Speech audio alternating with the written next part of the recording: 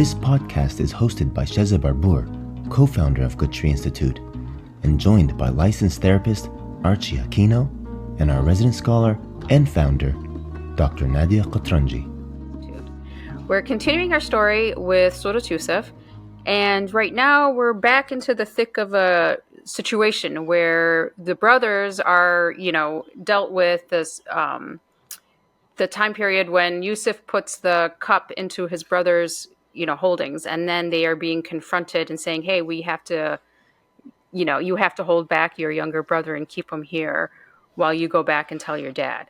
So we're going to pick up on that part of the story and see how the brothers react and what do they do and what do they say to their dad. As the plot keeps thickens, it's like every time there's more to the story, more drama. So Dr. Nadia, do you want to kick us off? Assalamu alaikum. That is so true, subhanAllah. So if you recall, the last ayah we covered last episode was about their kind of like internal response about, we can expect him to steal because his brother also stole from before. Notice, as we said last time, that mentality is still active. Like, you just putting the blame and the responsibility on somebody else right away. Of course, that's what they do. They're always wrong. It's never us. So now they are stuck, right? They're stuck in the situation. And now look what they're going to say. How they are going to address this aspect where they made the promise to their father. So let's see what they say. Bismillah ar-Rahman ar-Rahim. قالوا يا أيها العزيز. So they said, oh, you the Aziz. So who are they talking to? They're talking to Yusuf. إن له أبا شيخا كبيرا. Definitely he has a father who is an old man. فخذ أحدنا مكانه. So please take one of us instead of him. إنا نراك من المحسنين. We see you from those who are muhsinin, those who do good and beautiful. Remember the hallmark of Sayyidina Yusuf alayhi salam throughout the story has been that he is a muhsin. Comes from hasuna, which is to be beautiful. He's somebody who does things beautifully. He says, we see you like this. So we're expecting you to understand us and really don't let us go through this. They're not saying fully what their problem is. It's just like, please, we are willing to go anyone instead of him, but just don't put us in this situation again with our father. قال, he said, معاذ الله أن نأخذ إلا من وجدنا متاعنا عنده. God forbid that we take except the one who we found our possessions with him. He's still playing the plot. إنا إذا لظالمون. If we do that, then we're oppressors. We're putting, ظلمة is to put a thing in a correct place by way of transgression. Like, you want me to be a transgressor? No, I can't do that. I have to be just, right? So he wanted the whole plot to work. So now what happened? They're really, truly cornered. They tried to get out of it. They couldn't. So now they're with each other. فَلَمَّا اسْتَيْأَسُوا. When they are in despair, like they're very close to despair. لَمَّا اسْتَيْأَسُوا مِنْهُ. They see that there is no way that they can get anything out of the conversation with Yusuf. They left him. خَلَصُوا نَجِيًّا. خَلَصُوا from خَلَصَ, which is to basically be pure. They just had a private conversation. Najiyan from Najawa, which is to be something that's hidden, right? They had their own private time. It's secluded time that nobody was with them except for them. قال كبيرهم. The eldest spoke. ألم تعلموا? Didn't you know? أن أباكم قد أخذ عليكم موثقا من الله. Didn't you know that your father had certainly taken upon you a promise? Remember the موثق? The wathaqa, that binding promise that you took when Allah is witnessing, and it's within Allah subhanahu wa ta'ala, Allah's witness. وَمِن قَبْلُ مَا فَرَّطْتُمْ فِي يُوسُف. And let me remind you from before what you have done with Yusuf. فَرَّطْتُمْ فِي يُوسُف. So farata is to remove a thing from where it belongs. So فَرَّطْتُمْ, it's as if you literally took Yusuf out of where he needed to be. You literally failed him. So he reminded them of two things. He brought, as they're having conversations, like, this is our situation. We have these two things. We have the promise to made toward that, and we have the mistake that we did with Yusuf. So within themselves, they were willing to see the mistake. So he said, فَلَنْ أَبْرَحَ الْأَرْض. So I will not leave the land حَتَّى يَأْذَنَ لِي أَبِي, until my father permits me, for me. أو يحكم الله لي, or Allah would just make something for me. وهو خير الحاكمين, and he is the best of judges. So there's something here that I just wanted to also bring back. I know we mentioned before, but it's really important to notice this.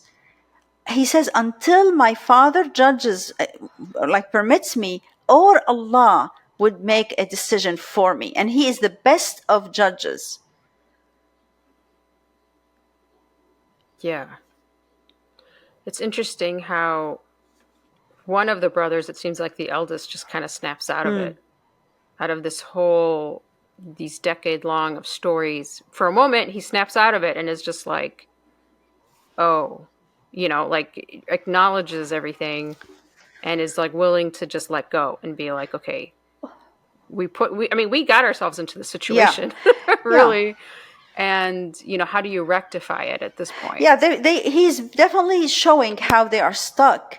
And to me, there's the other aspect of, you could notice how, again, this is extremely important to realize. Allah subhanahu wa ta'ala, it's not that they don't believe in him. It's not that they are, and this is something a lot of times we go in extreme when we deal with ourselves or with people. We feel we're either, if we believe in Allah, we're perfect. We're always like, everything is great. And if something happens and we're not, we basically trash people and we put them, it's like, that's it, you're bad. They do have an aspect of them, despite the horrible things that they have done. They did it despite the fact that they believed in God. So there is no black and white here. I just want to make sure that we're very clear on this. There is no black and white in this. Let's look at the next one here. This is very interesting. So he says, the older brother, he says, irji'u ila abikum. He says, this is what I'm thinking the solution should be.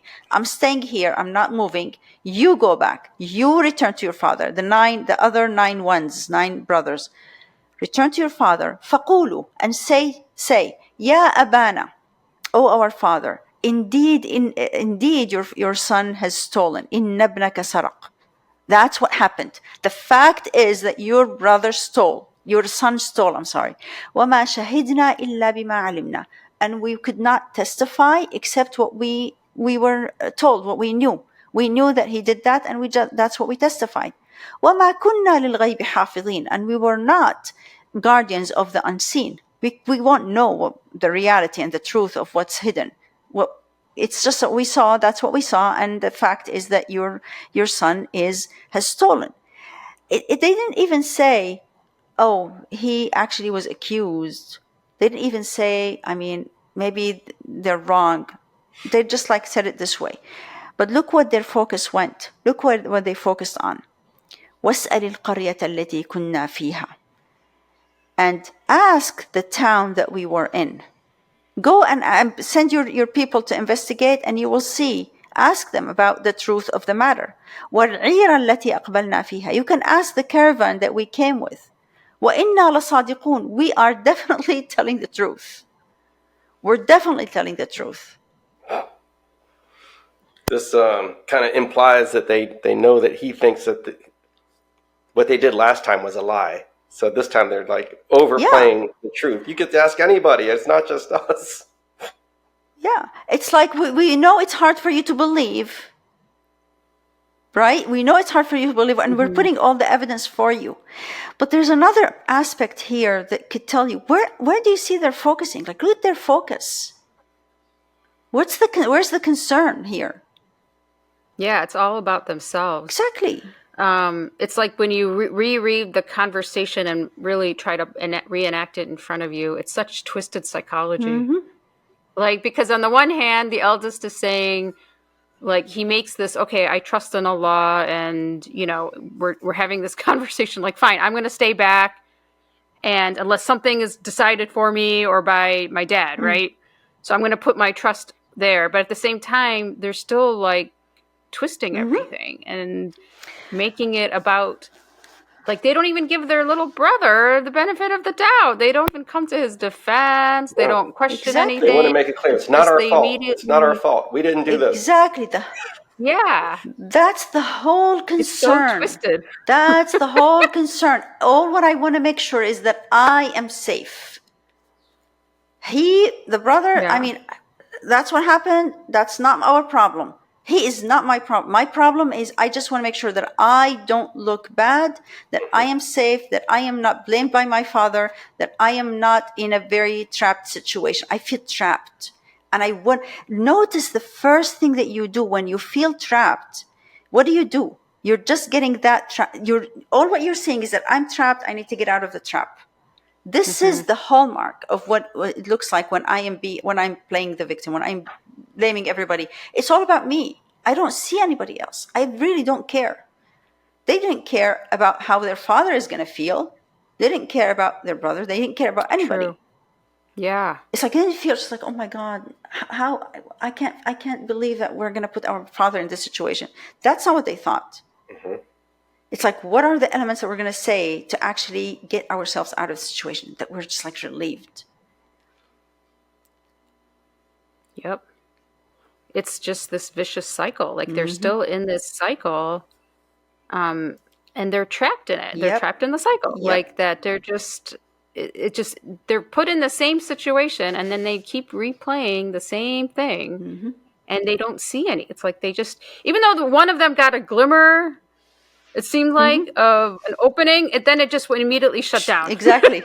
And subhanAllah, Allah subhanahu wa ta'ala puts us in similar situations like that. You know, it gets replayed for you, hopefully, and for me, and I know for all of us. It's just like when this happens again, it should be a light bulb there. It should be a flag.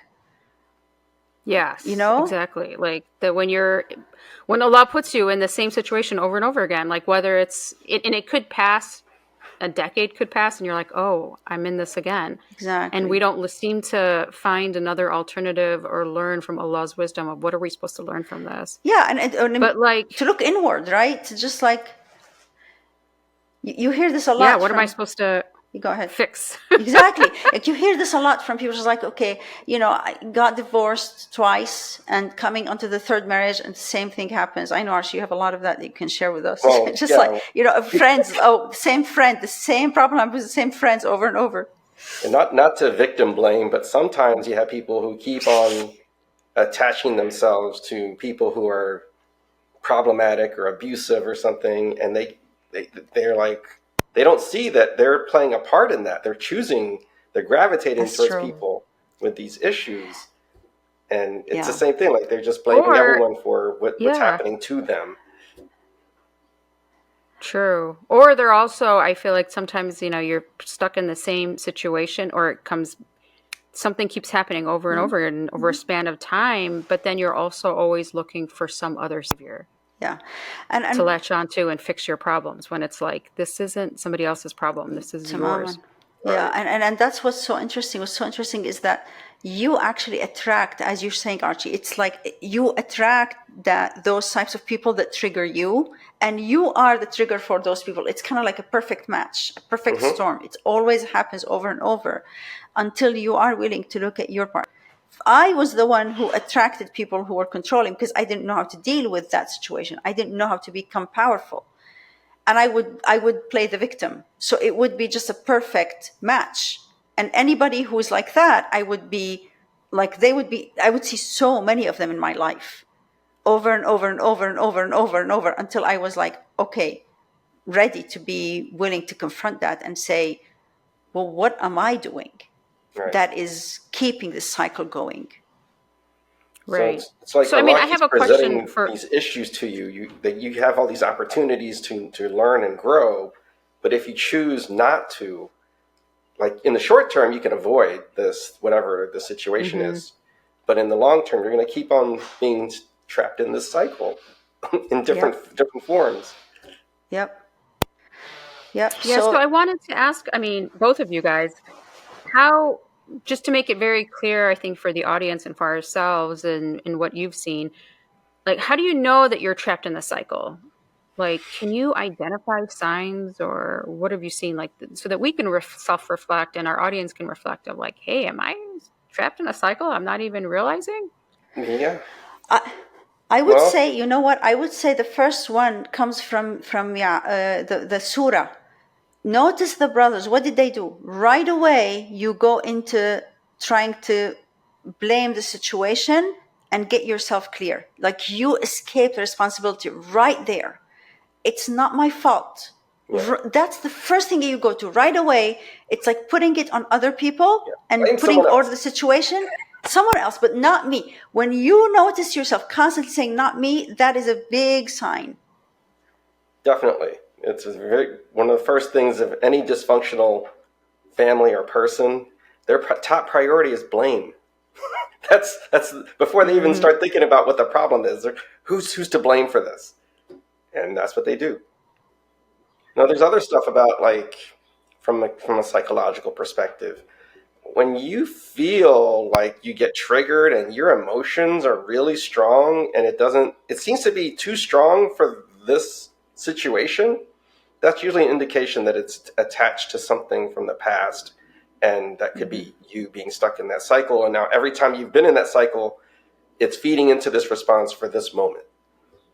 Yeah, it's like you make a statement and the immediate reaction is like, well, why? What did you do? And you're like, what the heck? I just made a statement. Like, I didn't. Yeah, they're in a cycle. Yeah. Yeah, or also the aspect, the kind of like very common phrase that, you know, when you're playing the victim, you say, which is basically, why is everybody against me? Why does this keep happening to me? Like when you say these things to yourself, notice again, that's another flag. Definitely. And when you do say those things, why does this keep happening to me? You feel so frustrated. Like life is always against you. Everybody's always against you. And you feel like you can't catch a break. True. And you're just constantly on edge and defensive. And it's just, you can't relax. Yeah. Which leads to physical manifestations. Unfortunately, that was a reality that I had to confront. It was very, very hard to confront. The headaches and tensions and a lot of those things are actually a manifestation of this. Yeah, there is a mind-body As connection. much as we try to say it's not. Yep. Yeah. So your body will show it. Even if you're not acknowledging it and you're blind to it and you refuse to see it, your body will tell you. Your body's like, oh, well, now we're going to have these problems. And there's no physical reason for it. There's no lab test that indicates this is why you're having this problem. And the thing is that this is something that's very much entrenched in the person's psyche in a way that this becomes a default reaction. Like you don't know any other way. And it's just like so natural to you. And you feel you kind of like learn to do this all the time. So you don't see any other way. So that's why noticing these points and actually observing yourself and stopping a little bit is really worth it, because and we talked about this immensely in the beginning of Surah Yusuf, and we just a reminder, it's no life to live like this. It's really, you're escaping responsibility and you're really getting away with it, just like what the brothers did, but it's very heavy. It's really powerless, and you suffer. You're the one who's frustrated. You're the one who's always trying to put the blame on others. You're one always stuck with this dilemma with people and feeling that the world is against you and this thing keeps happening. You just need to have ownership, honestly. It's just so freeing. Yeah. Right. One last thing is sometimes people think, in terms of superstitions, and they start to think that somebody put a curse on them. They think that these bad things are always happening because something external, like a curse, was put on them, instead of taking responsibility for what can I do. Exactly. Just anything but me being responsible. Sorry, I'm Again, laughing which is where the power lies. we hear that a lot in our cultures when people are like, oh, it's hasad. Somebody hasadni. Somebody put a hasad on me. That's why. Envy, yep. And then they're like, So that's much nothing easier to do with me. than I have to do something to change myself. It's a curse. So true. Oh boy. All right. Well, I mean, we want to wrap up this episode again, with a lot more introspective questions, and One thing we do a lot at Good Tree, if you come to any of our retreats, is a lot of journaling. And as I've been reflecting on our episodes and this whole surah, and kind of wanted to remind our audience that, if you haven't already started a journal, this is a good time. I mean, it's good to go back maybe and answer some of these questions we've been posing to the audience, to really journal this out. Even if you need to take a break mid-episode, pause the episode if you've had an aha moment and say, oh, like, shoot, I do this. Where do I do this? And you're starting to feel that uncomfortableness in your, in your body. Take a pause and write it out, journal it, and start seeing the connections throughout the surah of what is going on with Yusuf and his family and his situation, and what's going on in your family, what's going on with you internally, and what's really like life as life is playing by. Like, this story isn't some otherly story. This is also your story. It's our lives that are also being impacted, and lessons to be learned from it. So I just wanted to put that out there again, and just to kind of remind, our audiences, and what we tell everybody at Good Tree is just take out those journals and start journaling and start connecting the dots. But specifically, for this episode is, we're coming closer to the end of the story, but we wanted you to start thinking about, where have you been trapped in the cycle? Are you open to the possibility that you may be even trapped in a cycle right now? And some of the things to think about in this is, when you are cornered, or you feel like you're trapped in the same cycle, like something just keeps happening to you, or you feel like it keeps happening to you, look within. Do you keep going back to the same reasonings of why is this like that? Or do you self-reflect that maybe it's actually coming from you, like these problems, like there's something that you're not resolving? Do you only think from your end of the story, and how it impacts you? Or do you consider the impact that this might be having on the other people around you? So take a moment to think about that. Also, do you recognize or even see the same or similar comments people are saying to you? Like, how sometimes you might hear like the same comment, people say the same thing to you throughout your life or throughout time, and you're like, oh, that's not me, it's them. Like, I don't know, but maybe there's actually an element of truth to what they're saying, and you're not willing to accept or see it. So, ponder those comments that you're receiving, but also notice if the patterns of, like, when you are in these situations, do you have a pattern of your own behavior? Start jotting them down. What is it that you see? What is it that you do? This is really the beginning of your ability to resolve and address these issues for your own self. It's for your own freedom. Just understand that no matter how uncomfortable it is for ourselves to deal with these issues, freedom is really on the other side of this spiritual sort of like growing pains and discomfort. Like all of the stuff that we're feeling, all this, you feel icky because you realize something about yourself. This is all part of the spiritual process of growing, to become a better soul, a better version of yourself. And just a reminder that I know we've talked about a lot of these concepts of victimhood and how to deal with it throughout this whole, surah.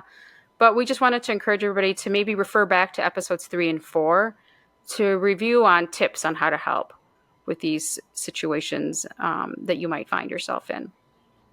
So thanks again, everybody, for joining us as we keep continuing our journey, not in just about Surah Yusuf, but also our own self-discovery and peeling our own onions. As we, next week we'll continue on. And next episode we'll be back to Yaqub and see how his reaction is to how things are unfolding. So take care and Assalamu alaikum. If you like listening to our conversation about the Quran, imagine how much more you would get out of participating in a live conversation about the Quran with Dr. Nadia and a room full of people engaging with the Quran. Join us at our next in-person Seeds of Wisdom retreat, online with our weekly Quran and Me sessions, or for the youth at one of our Camp Z retreats.